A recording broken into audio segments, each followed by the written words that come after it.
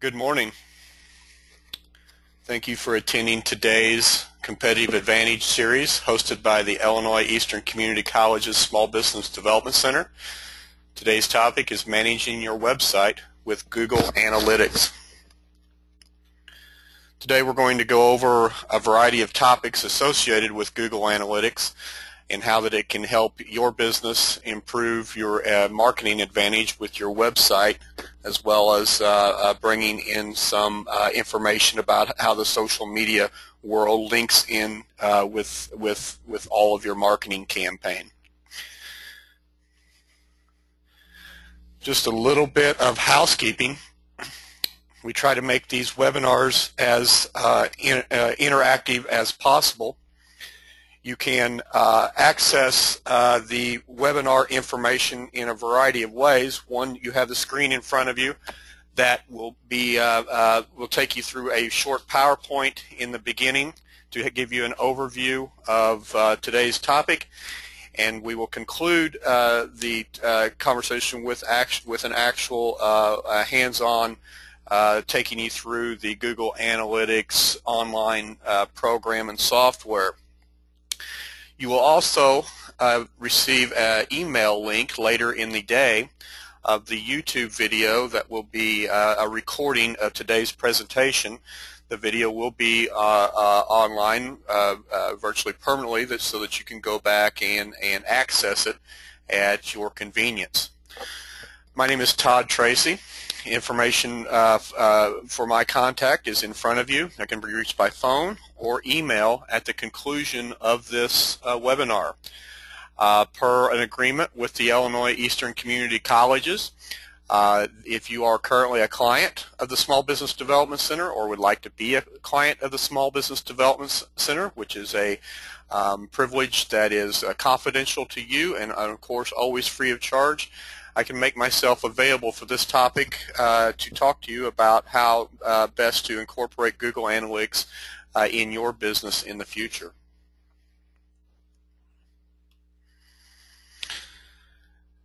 Google Analytics is something that came about in 2008 in its original form. It was very for lack of a better term, it just didn't work real good in starting out. It was very limited in what type of information that you were able to collect, and there was a lot of data that was not properly organized, and so there was a lot of misleading information. However, in 2014, and especially as we go finish up this year and this last quarter and head into 2015, Google Analytics has become, I consider, one of the most bulletproof mechanisms out there for checking your metrics. Google Analytics, these are some bold advantages of why that so many web users have leaned towards the program. First and foremost, it is completely free. However, do keep in mind that you must have a Gmail account in order to access Google Analytics. That Gmail account gives you unlimited aspects of the analytics software, and will allow you to monitor multiple websites, multiple pages on the websites, and allows you to interact with your website in a very unique way, which we'll see throughout the morning. It's very robust. Matter of fact, some of the items that I will be taking you through this afternoon are so new. Matter of fact, just in the past few weeks, that some of the pages that I do the analysis and metrics on are not even hooked up yet because of the time lag that it takes in order to collect a lot of information. Google Analytics continues to improve the dynamic of the program and continues to improve its offerings, and it becomes more and more user-friendly, and very much in the past year they have really gotten much better in accessing data in real time. It's very simple, quick and easy to install. I hope some of you might have already have it installed now. If not, I'm definitely going to take you through that process when I conclude this short overview. It has a very large user base. Probably from an analytic and understanding of your website metrics, it would have to be the world's largest software in use. And again, it leads us back to it's free and it's pretty powerful. Now, most analytic software does operate about the same. Certain paid analytic programming out there does give more unique and customized reporting. However, even Google Analytics has a strong use in their customized function. It's community supported. As with most Google products, even Facebook in its initial stages, Twitter most certainly, it goes from the community and ideas on how to improve it, how to troubleshoot areas that there's problems, those type of things, comes from its network, a large network of users, including yourself. And of course, I alluded that it continues to be evolving and improving all the time. The last is this particular webinar is not going to cover some of the other Google products that are out there, such as AdSense and AdWorks and different things like that. Those are all pay-per-click type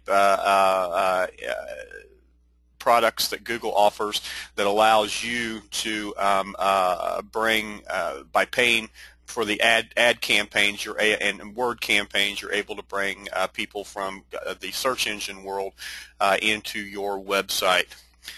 We won't be covering those today, but however, analytics does allow you to monitor those the effectiveness of those also. We're in an app world, whether it be the iPhone, or whether it be Apple-based, or whether it be Google-based, or some of the other platforms that are out there right now. You use apps continually on your smartphones as well as in other aspects. Well, website analysis and things like that. Actually, if any of you have created a website lately, you might have used an app in either the complete functionality of the website or in some aspect of it. One that comes to mind, a lot of web software that's out there now. There's tons of apps for creating online calendars and then incorporating those into your website. Google Analytics does a very good job of providing feedback on the effectiveness of those programs also. There's probably longer, if we had several techie people that are out there, there's all kinds of information on, a debate on what would be the disadvantages of using the free software. For the sake of this and to keep it simple, I'm going to just be very blunt and say that Google Analytics, as would be any analytic software, is extremely time consuming. The setting it up is very simple. The monitoring, tweaking it, customizing it, and of course the analysis that goes along with analytics is very time consuming, as is any efforts in today's marketing world.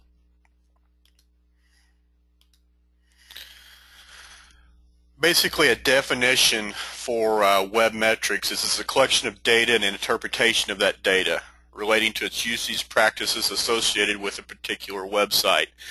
So basically, what we are going to be talking about today is how this data is collected, where the data is collected at, and of course how to interpret the wealth of information that's coming into you.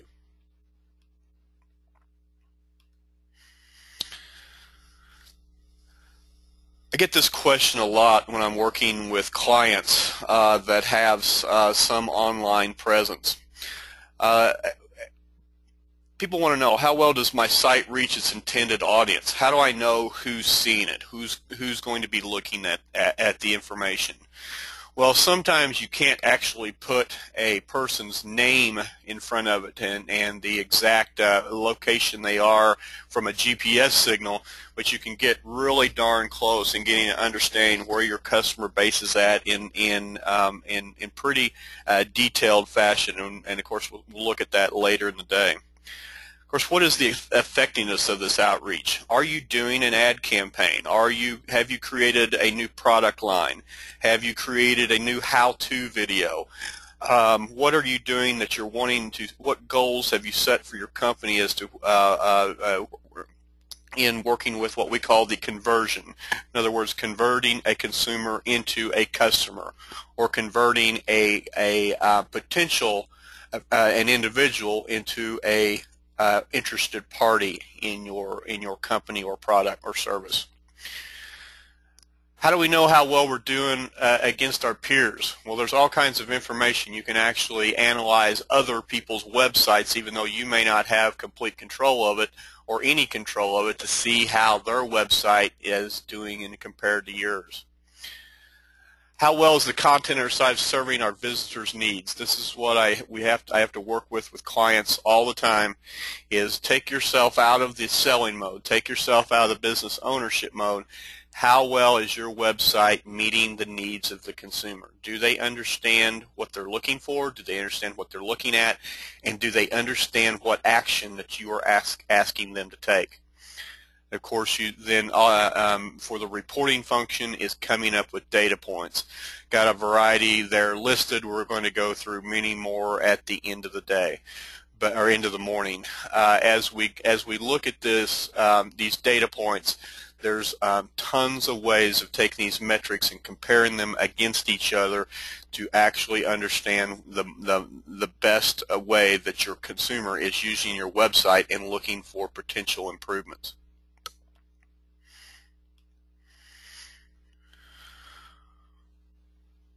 What measure of the website is the visitor's behavior and performance? How do we know what they are doing when they are here? Are they clicking on the home page and then leaving?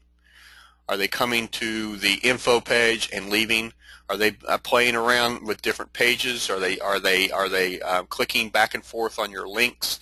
How long are they spending on your website? Why? Then we have to understand why.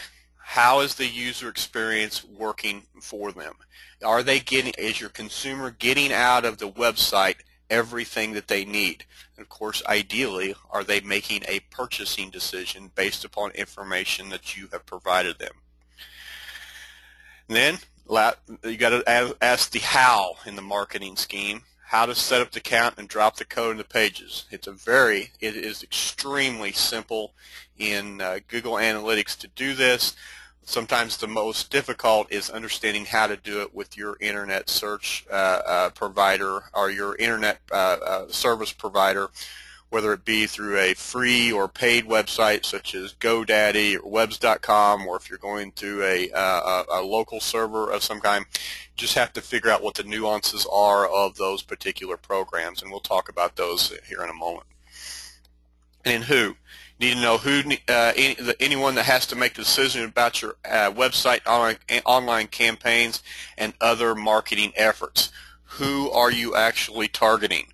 Who are you looking to actually come to your website? Are you looking for someone from Brazil? Because you're going to get hits from Brazil. Are you looking for somebody from outside the state? Are you looking for a particular demographic? Women over the age of 35. Single men. There's all kinds of things that you could be looking for that you can analyze through the analytic process. Are you actually reaching who you need to find?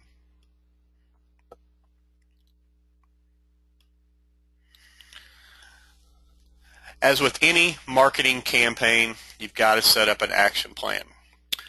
As we just went over, answer first 1, 2, and 3. Who do you want to persuade? What do you want them to do? And how do you get them to take action? This is Marketing 101, and of course it relies specifically to your website. Who is your customer? You've got to analyze who the customer is, from a demographic point of view, and of course where they are located. What are their motivations? What are they needing from you? What does your product bring or service bring to them, and are you meeting their goals, their needs, and their wants? Of course, is there some sort of risk to them in picking your product or service over your competitors? You've got to set up your business goals and objectives. This is you start with a marketing campaign, and it filters down through the awareness, the interest, of course the evaluation, how committed they are, and if you can get a referral out of it, and of course you repeat with the next client. You've got to learn what's the big picture and the small picture. Just as some examples. Are you wanting to convert customers specifically into clients? In other words, make a purchasing transaction. Of course, we always say, well, yes, that's the ultimate goal. Well, that's not the be-all and end-all of a marketing success. Just getting people interested in your product or service and or your company through a variety of mechanisms, that gives you a way to stay in communication with a client until they do make the purchasing decision. Just some examples that I've put up in front of you are some things that would be considered to be a successful use of your website from a marketing campaign, from simply just signing up for a mailing list, or just looking for an event that you might be hosting and how to register for it. What did you collect? Well, you collected an email, a name, and you've made a contact that you otherwise may not have had. Let's take an example. I'm going to talk about the Acme Widget Company. You're wanting to generate and nurture sales leads. Of course, the big goal that this particular company has devised is they want the visitors to request a demo or a free trial. You might have a YouTube video online that people can look and see how your product actually works in real-life settings. You might have somebody that they need to come to the store and do a free trial, or you might be able to set up an in-house presentation, whatever that it might be. But you've got to look at the many actions that the visitors might take. Are they going to look at your page? Are they going to look at your product? Do you have any case studies? In other words, people that have used your product or places that you have placed it. Do you have them, places that they can download and understand how to use your product? Of course, we actively, when we're saying marketing websites, we encourage nearly every company to incorporate a blog inside their website, so that it keeps your website current and fresh. And of course, blogs are the #1 things that show up on search engines because it's new and fresh and hopefully exciting information. Do you want them to follow you on your social media in somewhere, your Twitter, your Facebook? Okay, that would be another conversion. And of course, do you want them to view the customer testimonials? All of these, none of these have translated into an actual sale, but they are all converting interested individuals into potential clients. These can all be counted as a success, and all of these things could be monitored inside Google Analytics. You want to identify what your key performance indicators are going to be, your KPIs. For this particular example, you want to increase online leads. The success that you might do, and again, keep in mind that this table that's in front of you could be multiple sections and could be a listing of all the successes that you would consider. You want them to complete a request for more information. Okay, if you have an online form or a place that they can download it, or maybe simply that they send an email or they give you a call. But you want to see from the key performance indicator how many people actually went to the website and took on the action that you have requested them to do to actually convert a form into a request for more information. And of course, then another thing would be the page bounce rate. How many people came and looked at your page to fill out the form for more information, but never actually followed through? In other words, they did not take action, and they clicked off of your website or away from your page and went somewhere else on the internet. But at least you know that you collected them for a while, and then it becomes your internal analysis as to how to get them to convert.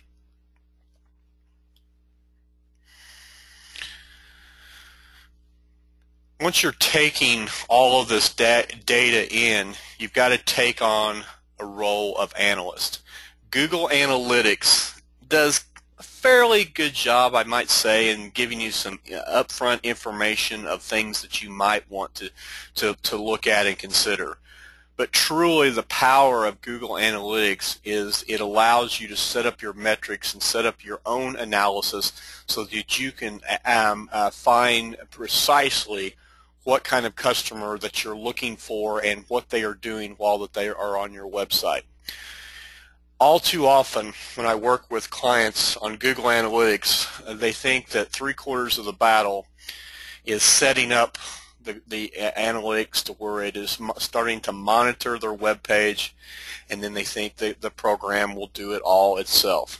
No, the information has to be looked at, and it has to be determined, is this page doing what I want it to do? The goal of using analytics is not to observe the data and just stop. It's to continue on a regular basis to observe what is going on. Question I often arise, well, how much time does this take? And I always say, well, it can take a lot. But it also revolves around what you're trying to analyze and in what type of time period. Many websites, unlike social media, your Facebooks, your Twitters, are to bring information in the now to your consumer. And ultimately, social media should never be used as a standalone platform, but it should be used to drive the consumer back to your website. I'm still hearing, and a lot of people are still thinking that Facebook or Twitter or whatever social media you might be in is the be-all and end-all, and I'm actually, to my dismay, is I'm seeing companies not putting any time in their website, and actually some not having a website at all, and thinking that they can rely solely on the social media to drive traffic to their business. The social media world is growing exponentially. We're into billions and billions of consumers across the world who are using the platform, and there's a lot of information that updates every microsecond on these platforms. Your information gets buried very quickly, whereas a website, it has a unique URL, and it can be found, if you're doing your search engine optimization correctly, can usually be found in the first or second page of any search engine. And that information is there and stable, and it's something that can be analyzed without being treated in a hazardous way, as a Facebook page wall would be, in where the new information takes the place of the older information. So you want to look at your prospects now, and you want to figure out, how do you get them to take action? Instead of reacting to your data, look for ways to improve the process for customers. I'm giving you an example there in front of you, and what I'm urging you with this notion is that people make buying decisions very quickly. We know this. We know that even car sales, even though people are researching vehicles more and more because of the availability of almost all new and used car data being online now, and you're able to compare competing products. But when the actual vehicle is purchased, we're still finding that the last few minutes before they signed on the dotted lines, they made the decision in a matter of seconds, and certainly not more than a few minutes.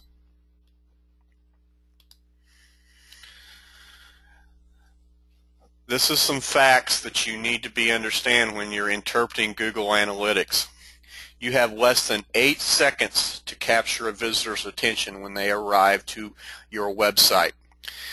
So what we recommend is that each of your pages be very user-friendly, You've got to understand that 96% of people, and you probably are one of them, you yourself, when you're making a purchasing decision, you're probably not ready to buy unless you actually dial up Amazon.com or perhaps eBay.com, a sales wholesale site like those.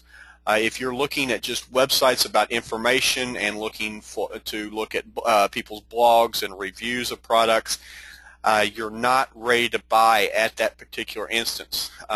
So it's interesting that the number is considered to be as high as 96% of people who dial up the internet in searching a product are not ready to buy. So you have to keep that in mind. One thing that I urge more and more and more, videos increase purchase by 144%. Videos through my experience with many of my clients seems to be something that they feel is too time consuming. Who actually watches a video, that type of thing. One thing that people do not realize is though Facebook is the #1 social media platform out there, a lot of people, when I ask them what they think #2 is, they will say maybe Twitter, maybe Pinterest, a variety of others, maybe even LinkedIn. But the truth of the matter is the #2 most used social media website is YouTube. And we watch a lot of videos, and we go there for information. And YouTube has the very simple ability to embed videos inside of websites and pages, and makes it very user-friendly. Another thing when you're analyzing your pages is, you've got less than 8 seconds to capture their attention, and you want to spend as little of that 8 seconds as possible in the actual download of the page. For every 1 second delay in the site speed, there's a 7% reduction in conversions. That's a good formula for you to keep in mind. So if you've got a lot of pictures, you've got a lot of information, you've got a very busy page, keep in mind that it's going to take longer to load, and you probably are moving those people away from making a conversion decision. And lastly, this is something that I bring attention a lot. Everybody wants their home page, and they want their home page to say, have a lot of links on it, and they want their home page to be able to be the driver for the rest of the website. That's wonderful. It's great. Yes, spend your time and make sure that you have a very lovely home page that is directing the consumer to navigate around your website. But keep this in mind. The more landing pages you have, the more leads you're going to have, because a lot of your consumers are doing Google searches. And if the only thing that pops up is your home page, and you might not have your particular product or service on that home page, there's a chance that they may not find it on your website. And the biggest reason they may not find it, it's not that you don't have a link to it, it's not that you haven't shown exactly where that it's at. Just that they just do not want to take the time in order to navigate to that particular page. So as many landing pages as you possibly can have that still makes your website be fluent and consistent, it will help you with getting more leads and of course conversions down the road. These are the basic things to consider for a landing page. The first thing is you want to make sure that you have a great headline, okay? And I like this example. It says, a nice looking headline. I like it. It's just 4 words, to the point, and not very busy. This is something that you want to make sure that people understand they're on the right page and what they can expect from that particular page. Now, next thing that you're going to look at is a secondary headline. Okay, this is for the consumer so that you can start drilling down with them so that they understand that their eyes are taking this. You might notice on this that the writing and the words are migrating to the right of the page. All too often I see a lot of websites that all the writing is down the left or all across the top. Becomes very difficult to read. Typically most people migrate to the right when they are reading, because you read left to right and that type of thing. So I strongly urge that your websites and your web pages take on a similar look as you see in front of you. With number 3, basically you're looking and you're just doing a short synopsis as well as some links down here at the bottom as to what the consumer needs to do. Okay, this is just giving you the consumer and a brief summary of what is on this page, as well as a call to action. Down at the bottom is the testimonials. Now, from these testimonials, this gives buy-in very early on as to what this product has been tried and true in the real-life world. This particular section right here with the more information is just a link that maybe they can go to the industry, links outside of your website that can build a case as to why your product is a leader in your industry or competitively.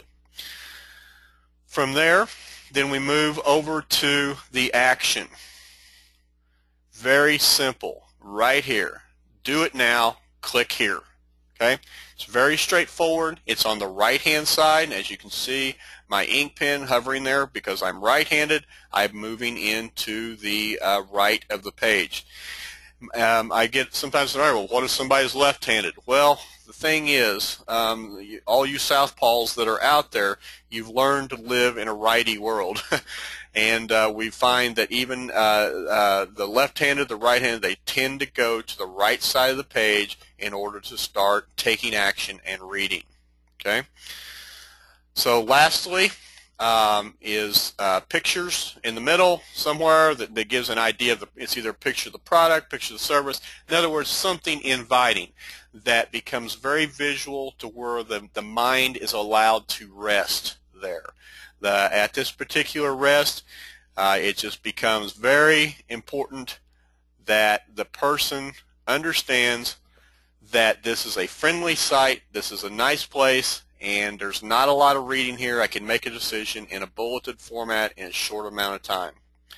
And last but not least, your web page should have cross sections to where it fits on the variety of websites. You know, most of your web templates out there have pretty much got this down now. You do want to make sure that your information doesn't bleed too far to the sides, depending on the format and how that your consumer is going to pick up what you are doing. Okay, let's move on here now.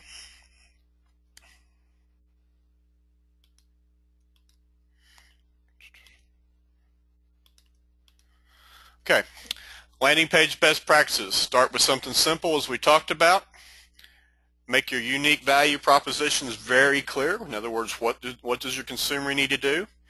Keep your information short and sweet and to the point. Don't get lengthy. If somebody has to spend 5 minutes to 6 minutes or even a minute to tell you the truth reading all the information on one web page, you probably have lost their interest. Even though you may be a reader, you know, you may love to pick up a book or a magazine, or you love to download the latest, you know, Kindle article. The thing is, the biggest portion of the consumers are not readers, so keep that in mind. Keep everything short, keep the forms short, don't ask a lot of information. Incorporate the chat, click the call. In other words, you know, people can just quickly make a decision to give you a call, give you an email. Test your price messaging, you know, look at different price points and see if that turns into conversion for you on how that you put that information on your website. Segment your visitors. If you've got a variety of products, you've got a variety of services, you know, make sure that they feel like they've got their own web page dedicated to them, that they're on and they're in the right place. And always look at if you've got multi-step pages. In other words, you've got to click on several links to get the action taken care of. See where the weakness is at. And I will tell you, typically the weaknesses are in if it takes several actions to get an action. If it takes several clicks to get an action, probably there's a weakness. Okay, We're going to just quickly, I'm going to take you now for the rest of the time. We're going to look at how the Google Analytics is going to take place. Since we only have an hour total that I'm going to be with you today, I'm going to just show you, which is in front of you, a typical Google Analytics tracking code. Now this particular code is derived very easily, and I'll show you how it's done. All you do is whenever that it is complete, you just simply highlight all of this information with your mouse and click, highlight that information, cut and paste it into your HTML document. And again, I'm not spending time with how that's actually done. If you have got any website experience or you do your own website, I'm sure your website provider has an area that you can do that. If not, you go directly into the HTML coding and cut and paste that into the pages that you are going to be monitoring, which we'll talk about here in just a second. All right, moving on. Okay. This is what we're going to be looking at from an audience overview. So I'm going to take you out of the PowerPoint now, and I'm actually going to go online so we can go through some ideas on how to best work.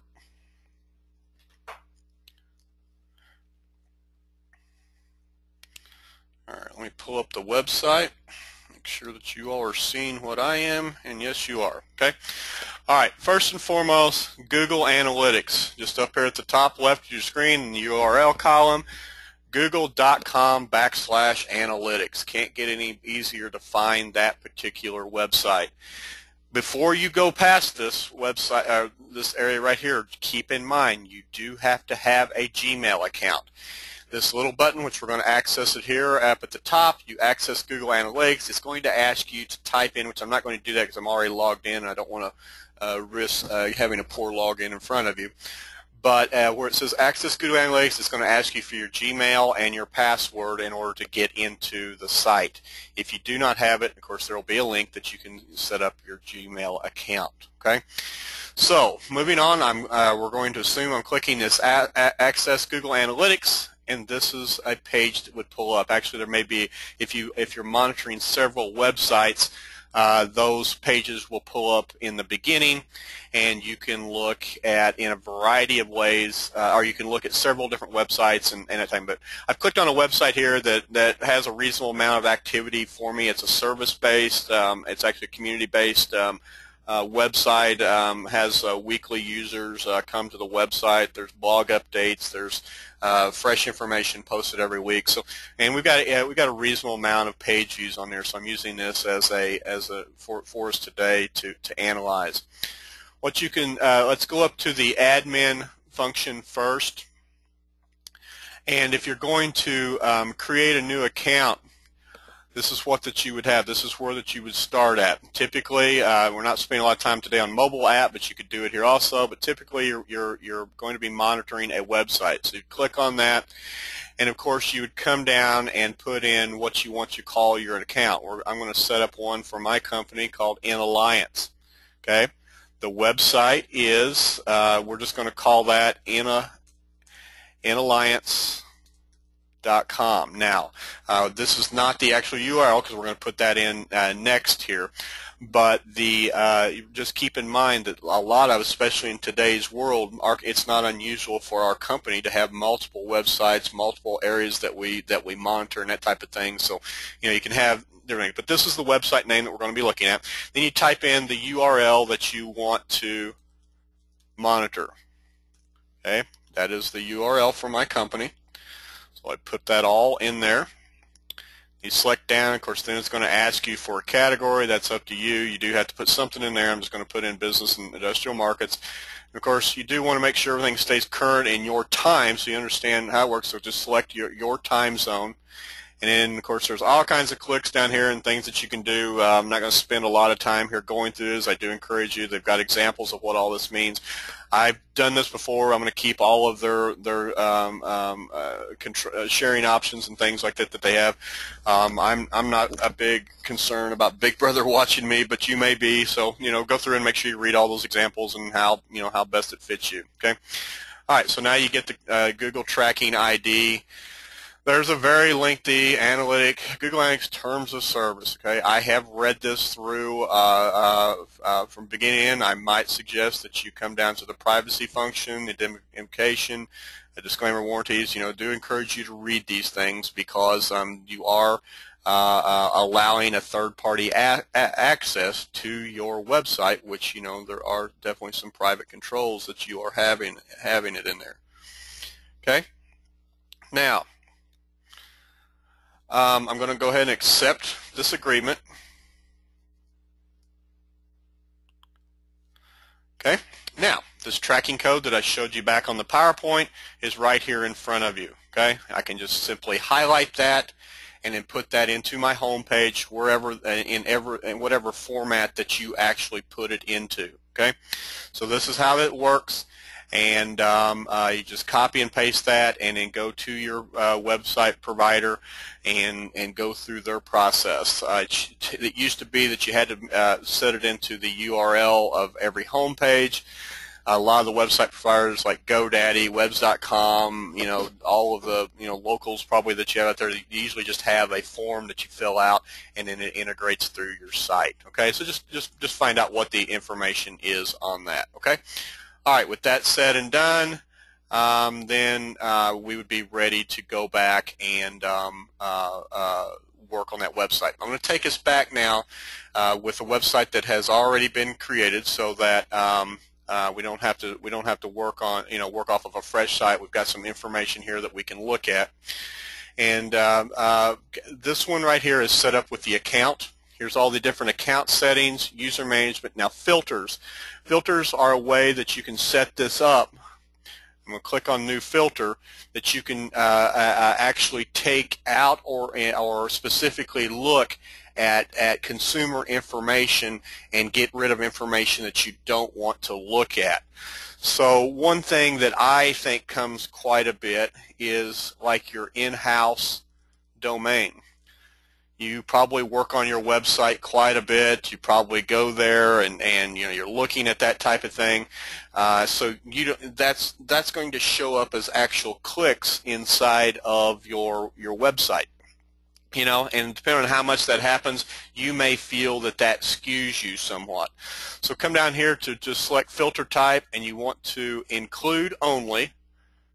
Or I'm sorry, exclude, because you want to exclude anything coming from your home domain, and you want it to be, if I can click on the right button here, traffic from these IP addresses. Okay, my particular one is oh boy, I don't even remember, 192.58.24.26. I think I'd have to go back and look at it, but that's my particular internet service provider's IP address, and that particular IP address, any information, any clicks that come into that website from that particular IP then would get excluded. Okay, so filters are great.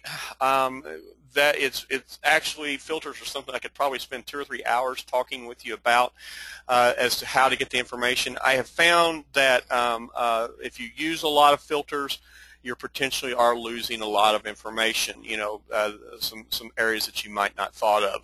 So I want to let you know it's out there. I'm not going to put this filter in because it would maybe you just click on add it, and it would add the filter in, and then from all of my Google Analytics, nothing from my own IP address would show up in the actual analytics. Okay, I'm going to not saving those changes. The next is the property. Okay. This particular property is, of course, we're watching this particular one website. We can this is where we can link in the AdWords, the AdSense, any other products that you might have that can help you with understanding, if your product, if your paid clicks are working for you. Okay. So, and then we go over to the views. Now, I've got this set up for today to where we're looking at all the website data. Okay, we're looking up everything. But you can click this and you can create a new view up here, and you can count this, in a variety of ways. As to if you want to look at things just only inside the United States, You can look at specific time zones. There's all kinds of views that you can look at from that point of view. Okay. However, I will say for the biggest part of you, and especially new users to Google Analytics, setting up an account, a property that includes your entire website and viewing all website data, you cannot go wrong if you just leave it set up in that format. Okay. So I clicked on reporting and I'm coming back. So I'm going to take you through a variety of the scenes that are here. Okay. Let's take a look down very closely. You can see that you can set date ranges. I've got this set up right now. If you look in the upper right hand corner, go through October 6th through November 5th, which is yesterday. Okay. You can actually click it down to actually include today. So that gives you an idea where to look at only things that have happened today. It doesn't look like I've had some traffic on the website today, but not a tremendous amount. Okay, but we'll come back and let's go back to October the 6th through November the 6th. Apply that. You see it's repopulating now, and then we have a lot of information here. We've got a total page views. One good thing that I just absolutely love about Google Analytics that they have improved over the last couple of years, just hover over any of these topics. If you do not know what they mean, it gives you a definition as to what you have. As this one, the total number of sessions within this date range. A session is a period of time a user is actively engaged with your website, app, or etc. All use status, screen views, advanced e-commerce is associated with the session. So in other words, it's like a transaction. If somebody came to your website in some way or another, they had a session, no matter how long they stayed there. Okay. Bounce rate, basically 50%. In other words, they came, they saw what they wanted, and they left. I will tell you, for this particular website, we have one page that we like to bring them to the most, and then if they leave, that's fine. They still got the consumer got all the information, and we had a success. You can scroll down. You can see over here that the biggest part of our users are returning visitors. You can see by this little pie chart, nearly 70% are returning visitors, but we've had in the last month 30 new users, which if you hover over that, you see that was 108 sessions of people that have never been on this website. This website is almost 2 years old now, and so I'm really happy that that we've got 108 sessions, or of our visitors, 30% are new in this past month. That's pretty exciting. Okay. All right, on down at the bottom now. You can scroll down and you can see what browser they are using, what operating system, what service provider that they're using. You can click on the image, and one thing I like here is the city. Just click on the city and you can see where the biggest part of these users are from. Now, how perfect is this? Well, let me show you something. Right now, I am if I've got Carbondale, Illinois highlighted here, that is actually 9 times out of 10, that is my IP address pulling up there. However, I will tell you that I live about 40 miles or 35 to 40 miles northeast of Carbondale. But it's pulling up my IP based upon, because I'm on frontier.net or .com, whatever you want to call it, based on where the relays are at, is where that it picks it up, and of course it's based out of Carbondale for my particular community. So you've got to keep that in mind. How perfect is the information? It's as perfect as the data going in. So you can definitely be assured that this is a site that we target Southern Illinois, a large part from these Southern Illinois communities, St. Louis, and several others that are on here. We can see that the consumer is pretty much right in where that we would expect them to be from. Okay, and you don't forget that you can drill down and click on any one of these, and it just keeps drilling down further so that you can see the information where the consumers are coming from. Okay. All right, now I've scrolled down here. I clicked on McLeansboro. You can see in the last month there was a total of 90 sessions. What percentage were new sessions? And again, if there's anything you want to know, you just hover it over it. Of estimate a percentage of first-time visitors, 17.78%. We know that. The bounce rate, Okay, it's the percentage of single page visits. They came one place and then they left. This particular website is something that we are looking at doing. Okay, now we've got a goal set up here. Okay, this is called a goal that we want to see how many come and view the online calendar that we have, the schedule that is on this particular site. This is a goal that we just set up last Monday, I guess it was, Monday of this week. So we really have not seen a lot of information. We haven't been collecting it very often. But you can actually set goals based on dollar amounts. You can how many have come and conversions on the goal, and how many people have just clicked on the goal. And you go back to these goals, and you go back to admin, and you can set a goal right here under all website data. As you can see, we've got a goal set up here. Just set a new goal. And as you can see in front of you, what is the goal that you want them to do? Do you want them to buy something? You want them to make a payment on something? How did you acquire them? Okay, where did they come from?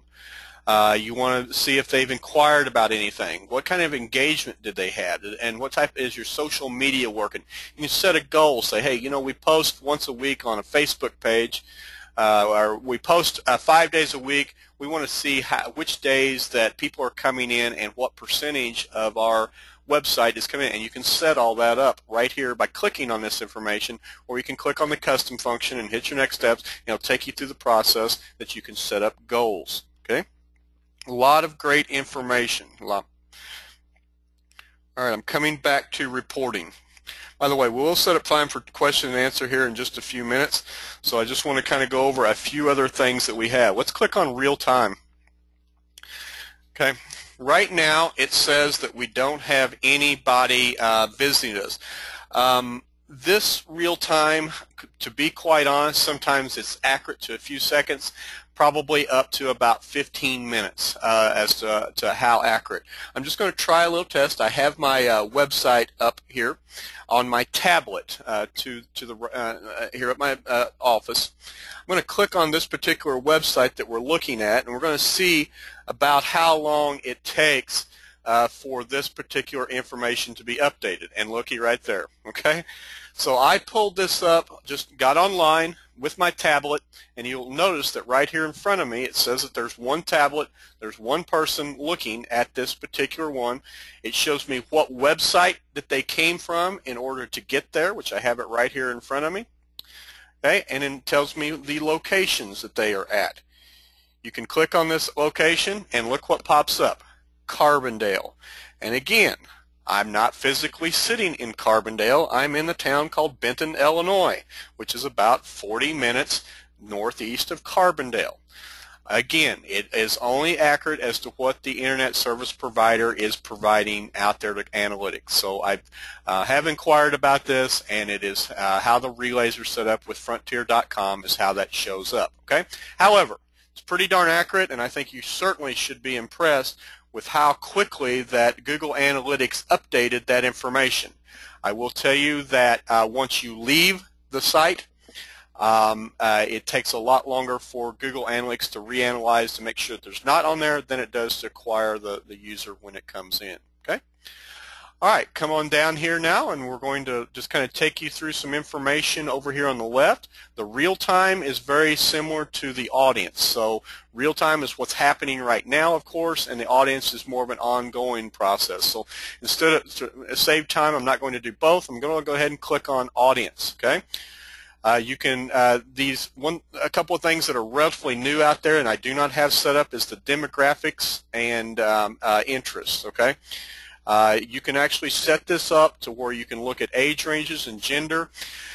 Quite frankly, this may be a flaw. I don't want to count it as a flaw, but I don't want to mislead you.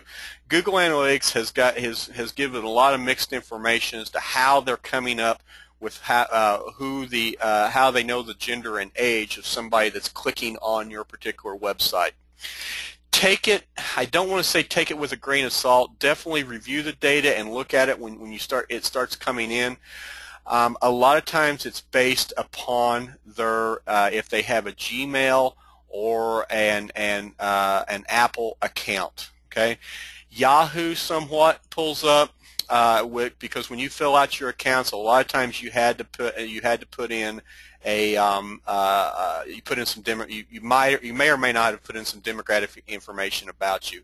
If you're using a company data slot, so it's a company URL, something like that, probably it's not going to pick up that information. So just use that as, you know, kind of maybe an indicator, some things to look at.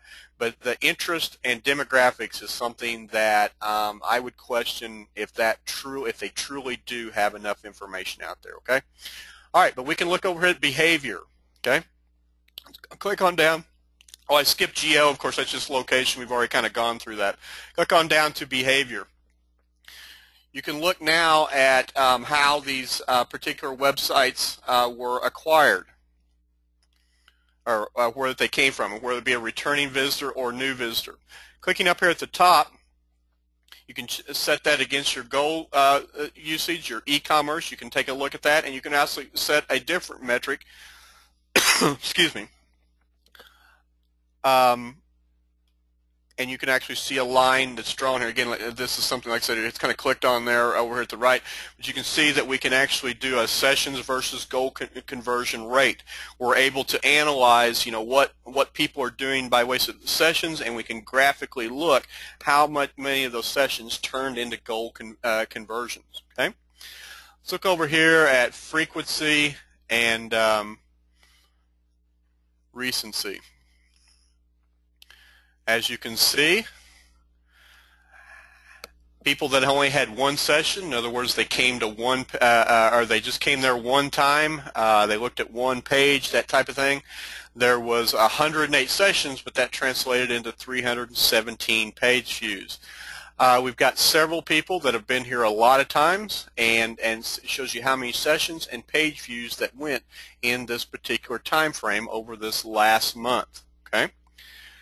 All right, and then one thing that I like is, let's look at behavior again over here on engagement. This tells you the approximate session duration that people are having. Okay, of course, as we looked at, the under 7-second type thing is going to hold true for the biggest part of your website. I would challenge you and work through, especially on pages that you are demanding action or you're encouraging action, to get this bumped up to 11 to 30 seconds and, of course, on up to a minute. That means the longer people stay on your website and they do convert, they do take action, they more than likely have either made the buying decision, and probably it's going to be through your company. Okay, so you're trying to get them to stay on your page longer. It might seem like a conflict with what I said before. Keep everything short and sweet so that they can determine the information. What you want them to do is keep it up in front of them longer to where they're thinking and making the buying decision. Okay. All right, last, there's all kinds of mobile things that you can look at here. As of course, we know that more and more people are accessing website through mobile means. You can look, I scroll down here at the bottom over the last month. 226 sessions translated came from a desktop, 98 came from a tablet, and 35 came from some other mobile device. I will let you know also some tablets, especially Google Android-based tablets, sometimes they come through as mobile devices.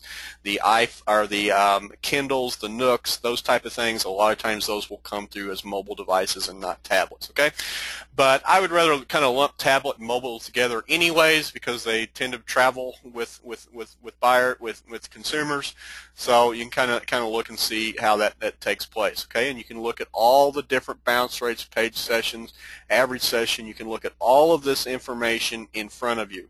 I encourage you, when you go through Google Analytics, sit down and click on every one of these links. You cannot screw anything up. Take a look at every one of these links, because we don't have enough time in today to go through everything, but you can look at how Google Analytics is working for you. With this particular analysis right here, I know that my particular website, roughly half of the people or a third of the people are looking at our website through mobile, so we want to make sure that our mobile site is working, which we do have a mobile on this particular website we're looking at today.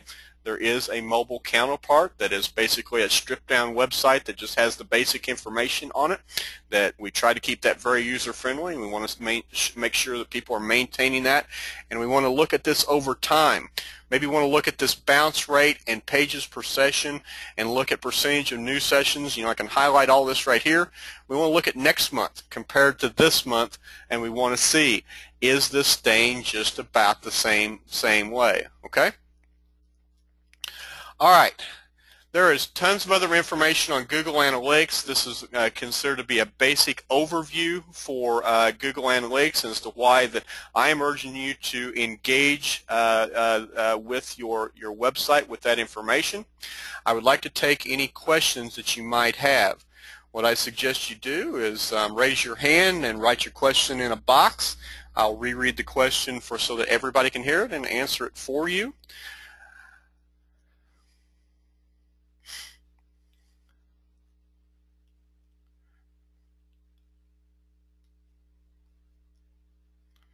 Do we have any questions right now? Anybody have a question about Google Analytics? Okay, while you're thinking of a question before we're wrapping up, our next Competitive Advantage Series webinar will be Thursday, November the 20th at 9 a.m. It will be entitled Turning Leads into Customers. This will be a session in understanding how to deal with the customer, how to take a lead, and how to bring them into a purchasing decision. Of course, as you can imagine, with looking at what we talked about today, converting those leads from the internet are going to be very crucial. And of course, it's a good tie-in with the Google Analytics process. Any questions for us for the Google Analytics? You have my information in front of me, as well as the contact information for the Small Business Development Center. Oh, we have a question. Okay, I've got a question here. It says, is Google tracking facilitated with cookies, and if someone deletes their history and reconnects, are they counted as a new hit? That's a very good question. Yes, that is something that is definitely cookie related. So if a complete cookie dismissal is done, if you completely clean out your cookies on a regular basis, it could come back as a new hit the next time somebody comes to your website. Okay, so yes, it's a very good question, and it is translated like that. What I recommend though is like setting goals for how many new hits that you'd like to have on your website, you know, as to what you're looking at, and you want to look at consistency. If you have a ton of new hits one month and you can't really determine why, yeah, possibly somebody, some of your computers did a purge of their cookies and took care of it. But typically that does not happen. A lot of us maybe have our websites or our browser set up to once we exit out of the web, or you know, out of the browser, that it automatically deletes cookies. More times than not, that is not the case. Okay, most people, most consumers we find are not that concerned about Big Brother watching them, and they just don't, you know, they don't really look at their privacy issues that close. Any other questions? That's a good question. Any other questions? Okay, have fun with Google Analytics. It's there's tons of other tutorials out there. Some of them are kind of lengthy, some are kind of short on the Google webpage that can help you, you know, along with further understanding of it. Please give me a call, email me if you've got any questions about this, because this definitely was an overview of what Google Analytics can do, and there's a lot more detail that we can go in over time. Oh, we've got another question here before we wrap up.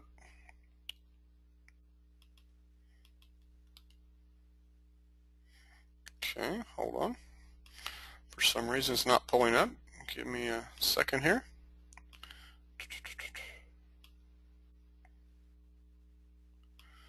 Okay. It says, are there firewall issues with Google Analytics? No, not really. I have since basically Google Analytics is web-based and nothing comes internal into has to get past your personal firewall, or you're really not trying to get past a firewall of another individual. If you've got a website that can be pulled up in their browser, if they can look at your website and there's no restriction like as to being dangerous content or adult content or anything like that somebody might have put a filter on to keep that from out, and your website is not triggered for that, then no, there wouldn't be any type of firewall issues. Like I said, it's all web-based content, and when you pull up Google Analytics on your end to do the analysis, it's web-based, so you don't have to worry about getting around a firewall. Another good question. Anything else?